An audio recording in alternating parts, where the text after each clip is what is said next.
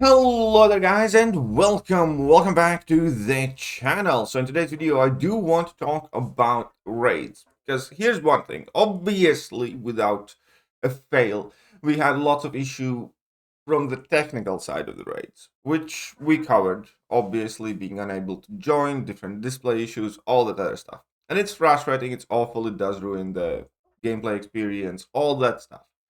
But we can try and put all of that aside and talk about the actual changes to the raids, the gameplay, the feel of the fights, how you felt in regards of going through raids, if disregarding the bugs and issues, and whether Kabam has made a good set of adjustments.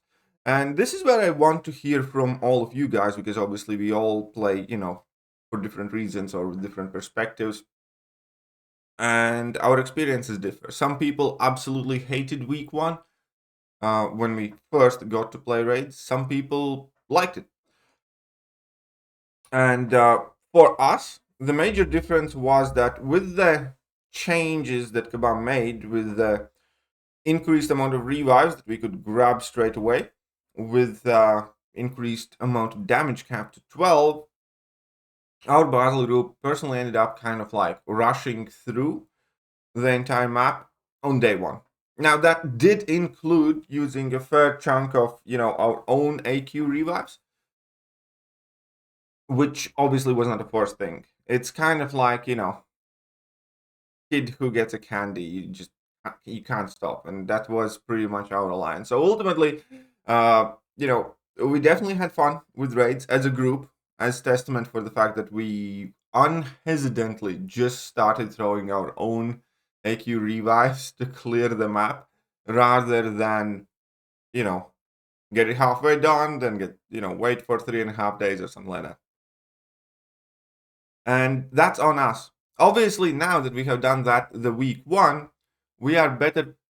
Week two, sorry, we are better prepared for the next week, because now once the revives did reset, we could already stock up on them. So when the next raids start, we're going to be able to go in, use the 7 revives that we have now, grab 7 more revives, and hopefully with that, clear them up again very early.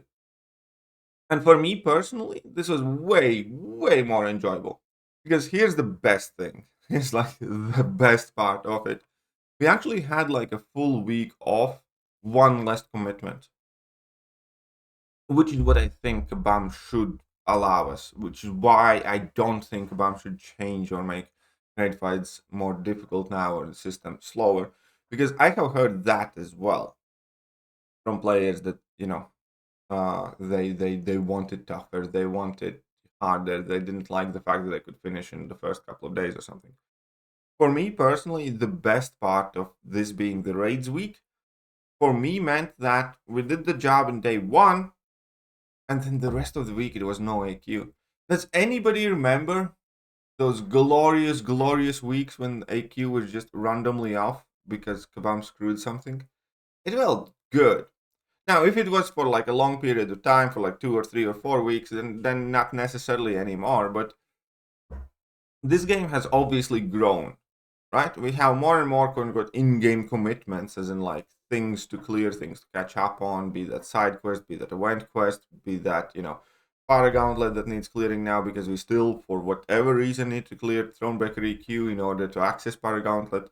It's incursions, it's battlegrounds, it's alliance war. It's a lot. That's not even me mentioning arena, which also, by the way, needs a lot of help in updating. And with all that combined, I think the raids week's perfect. Because we do something bigger, and then it's borderline similar something period time to Alliance for off season, when we just don't really have anything, or when we have battlegrounds off season. We're gonna finish the battleground season, and then there's no ball. And this kind of felt like a very well needed push and then break.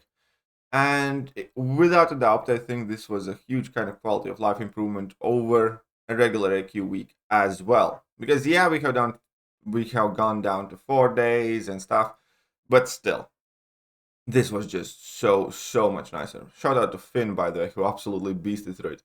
I actually missed the final Ultron boss killing, but whatever. Still got to the higher side of my battle group because yeah, me and pathmate of mine, we just kind of rushed through pretty much last 2 bosses by ourselves as well.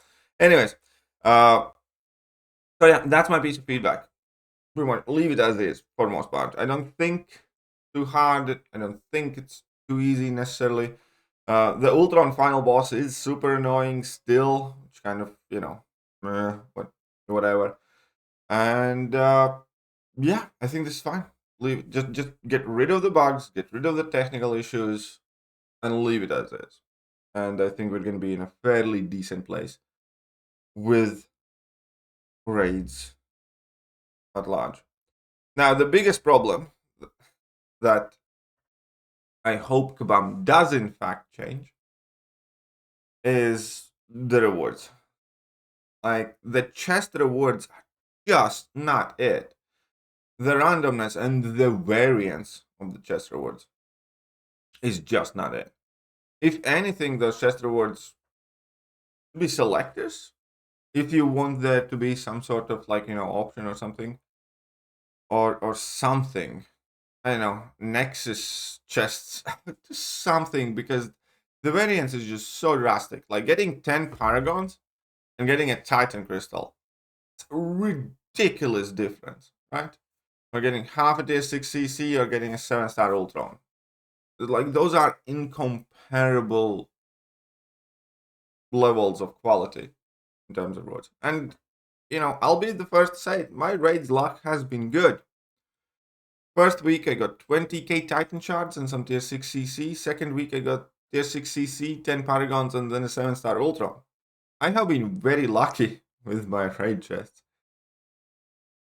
And it's just not right still.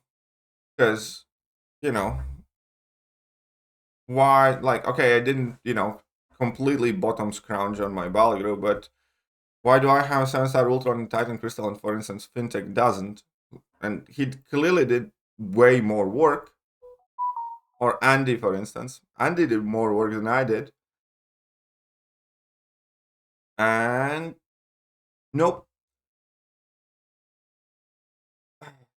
Yeah, I don't know. And even though I have so far definitely benefited from the fact that the rewards, you know, are RNG. I have been lucky. This is like one area of the game where I can openly say that I have been genuinely lucky. It's still wrong. It still shouldn't happen, especially when it's, you know, this big of a variance.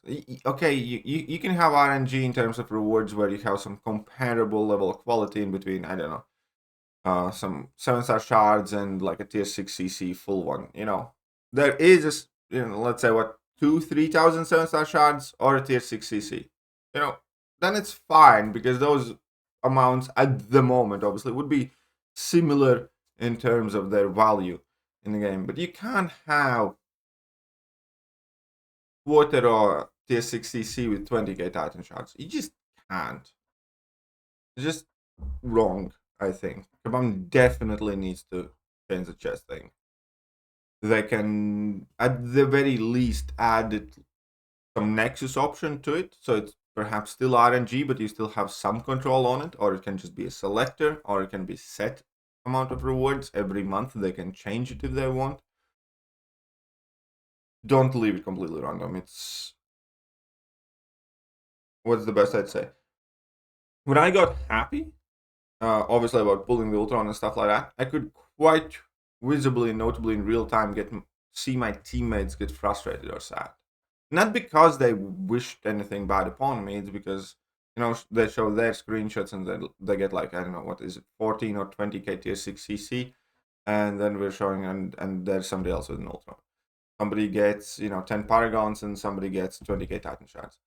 And people are like doing this together, but this part is kind of like, you know, ruining the experience, I think, for a battle group or for a team. Let me know what you guys think about the RNG rewards and raids in general. But that is pretty much it for the morning video, and I'm gonna catch you guys soon. Bye bye. Hello there guys and welcome back to the channel. So we have all